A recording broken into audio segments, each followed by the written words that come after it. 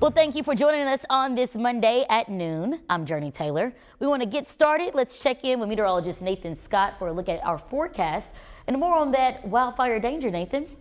Good afternoon, Jurnee. It's a beautiful start to the spring break week here in Arkansas. Lots of sunshine out there this afternoon. Temperatures are warming up into the mid to upper 60s, even a 70 showing up in Camden, Fort Smith. There's still some clouds lingering down into southeast Arkansas, but what we don't have is the wind. It's pretty calm out there for the most part. Just a very slight breeze, 5, maybe as much as 10 miles per hour. The humidity levels are still on the low side. So therefore, the wildfire danger is still high, and that will continue to be the case until further notice. And burn bans have pretty much been issued for most of Arkansas. You should not be burning whatsoever just because the fire risk, even though it's not as extreme as what we saw last week because the gusty winds and the combination of the very low moisture in the atmosphere, we're going to go with the medium risk today all the way through Friday. Then that chance drops down to low for the weekend, and that's because the chance of showers and thunderstorms will be going up.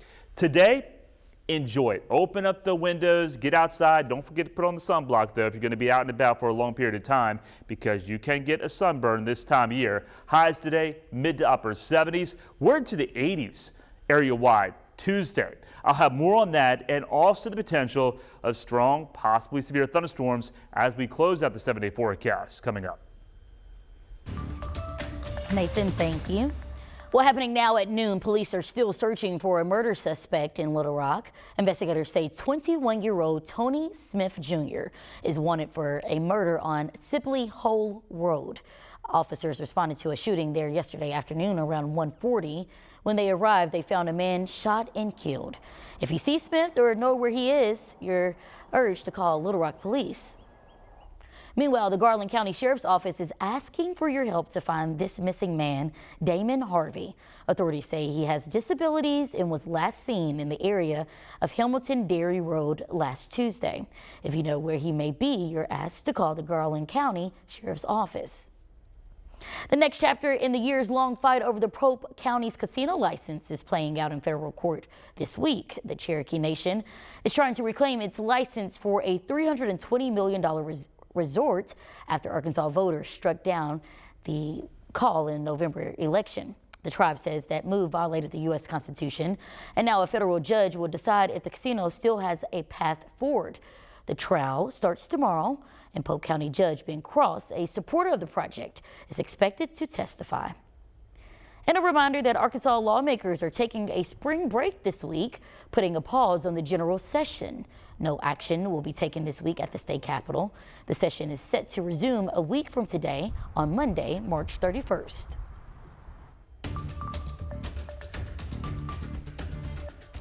The escalating court battle between the Trump administration and a federal judge who ruled against deportation flights go before an appeals panel this afternoon. It comes as CBS News has learned a new flight landed in Venezuela earlier this morning.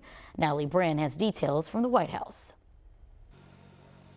Trump administration officials tell CBS News nearly 200 migrants, including alleged members of the Tren de Aragua gang, were on board a Sunday deportation flight to Venezuela. It comes ahead of a major court hearing this afternoon over the president's use of the 1798 Alien Enemies Act to expedite deportations, something administration officials have staunchly defended. This is supposed to apply if the U.S. is at war with a country.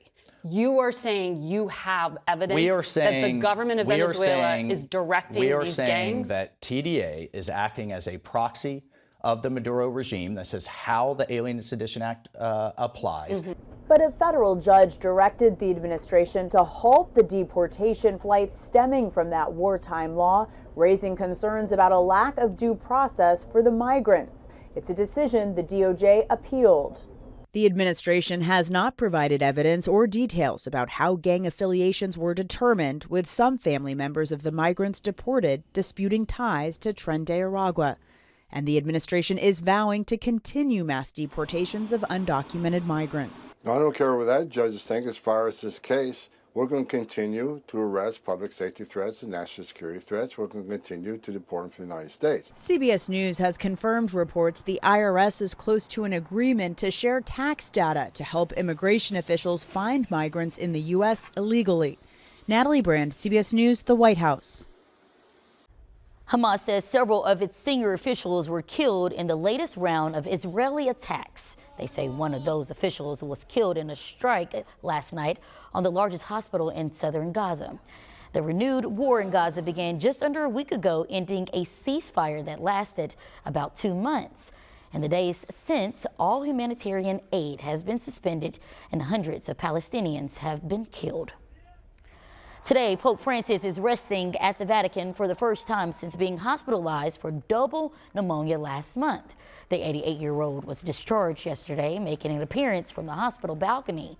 This is the first time the public has seen him in more than 5 weeks. Doctors say he is not out of the woods yet, saying he'll need months to recover and he'll need to avoid large crowds.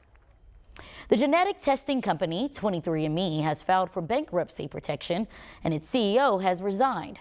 Nancy Chen tells us what that means for its nearly 15 million customers worldwide. But the DNA testing company 23andMe has been facing serious financial challenges for months now. Last fall, it announced major corporate restructuring, and that's when concerns of what could happen to users' data started surfacing. On Friday, the Attorney General of California, where 23andMe is headquartered, urged customers to request their information be purged.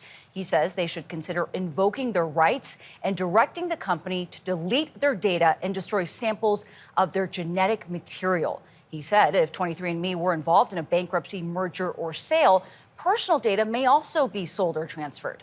23andMe reports more than 15 million customers worldwide, so a lot of people impacted by this. The company, though, has seen a massive sell-off. Once worth $6 billion before the bankruptcy news, it had lost nearly 98% of its value. So here's what you need to do if you use 23andMe and want your data erased. Log into your account, go to Settings, scroll to 23andMe Data, click View, scroll to Delete Data, and click Permanently Delete Data. Then you will need to confirm when 23andMe sends you an email. That part's important. CBS News reached out to 23andMe about the Attorney General's statement. The company's spokesperson told us they remain committed to our customers' privacy, and strong customer privacy protections remain in place, adding customers always have the option to delete their account at any time. 23andMe confirmed following those steps we just outlined will permanently delete your data and genetic samples will be destroyed, which has been a big concern. Nancy Chen, CBS News, New York. Well, in case you missed it, the Arkansas Razorbacks are on to the Sweet 16 of March Madness, and it was a trio of freshmen that led the way in Saturday's upset win against St. John's. The young players combined for over half of Arkansas's points. Boogie Flan contributed 20 great minutes off the bench. Carter Knox finished with 15 points, and Billy Richmond led the team in scoring with 16 points.